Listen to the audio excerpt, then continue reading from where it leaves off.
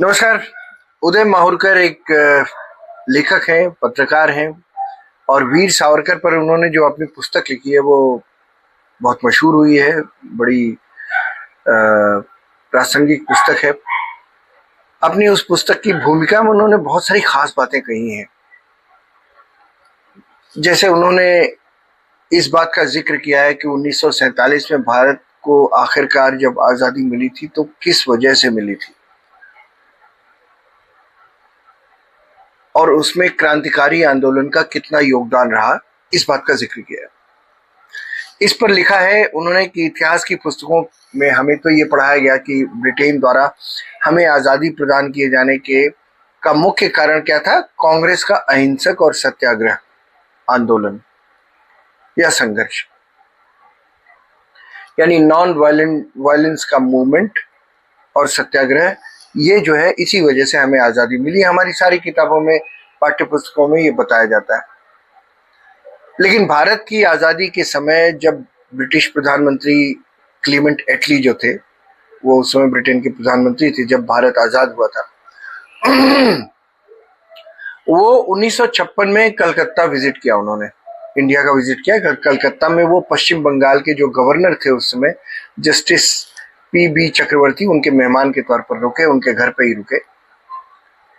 तो उन्होंने एक चर्चा में चक्रवर्ती को बताया था, गवर्नर साहब को बताया था कि भारत को आजाद करने के लिए ब्रिटिश फैसले में अंग्रेजों पर गांधी का प्रभाव सबसे कम था, न्यूनतम था, और कई अन्य दूसरे कारण जिम्मेदार थे।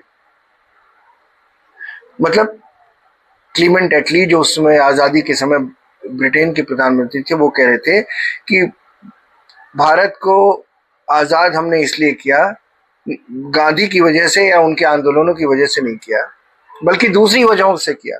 अब वो कौन सी वजहें थी जिन्होंने ब्रिटेन के इस फैसले को प्रभावित किया? एटली के मुताबिक ये वजह थी सुभाष चंद्र बोस की आजाद हिंद फौज और उसके द्वारा पैदा किया गया डर का माहौल, और सेकेंड वर्ल्ड वॉर के बाद लाखों भारतीय सैनिकों के यूरोप से लौटने का खतरा। खतरा क्या था? खतरा ये था कि ये सैनिक चाहते थे कि उन्होंने युद्ध में ब्रिटिश साम्राज्य को जो सेवाएं दी थी उनके बदले में अंग्रेज भारत छोड़कर चल गए। बस, हमने आपकी बड़ी सेवा की, सेकेंड वर्ल्ड वॉर में बहुत काम किया आपके लिए, अब आप हमें जो इनाम देना चाहते हैं बस हमें छोड़ के चले जाइए। अंग्रेजों को ये डर सता रहा था कि वापस लौट रहे भारतीय सैनिक आजाद हिंद फौज में शामिल होने वाले भारतीय सैनिकों को सजा देने की अंग्रेजों की कार्रवाई के खिलाफ बगावत कर सकते हैं।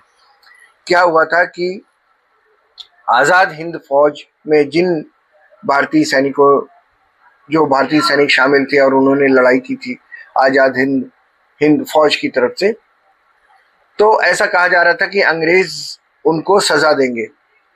सजा देने का उन्होंने फैसला किया था कि उनको सजा देंगे। सेकेंड वर्ल्ड वॉर में वो हमारी तरफ से क्यों नहीं लड़े, अब उन्हें जब वापस लौटेंगे तो उन्हें सजा देंगे। तो अंग्रेजों का डर ये था कि जो हमारी तरफ से वर्ल्ड वॉर 2 में सैनिक लड़े हैं वो इस फैसले के खिलाफ बगावत कर देंगे। अब ये वो सैनिक थे जो सेकेंड वर्ल्ड वॉर में जर्मनी और जापान द्वारा युद्धबंदी बनाए जाने के बाद और बाद में बोस की सेना के पतन के पश्चात ब्रिटिश भारतीय बलों द्वारा पकड़ लिए गए थे।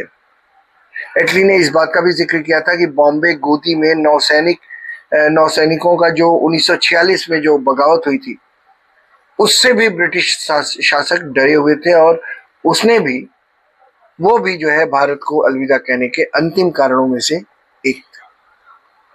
अब आप सोचिए क्या कहानियां बनाई गई हैं कि हमें दे दी हमें आजादी बिना खड़क बिना ढाल, साबरमती के संत तूने कर दिया कमाल। ये सच्चाई है उसकी।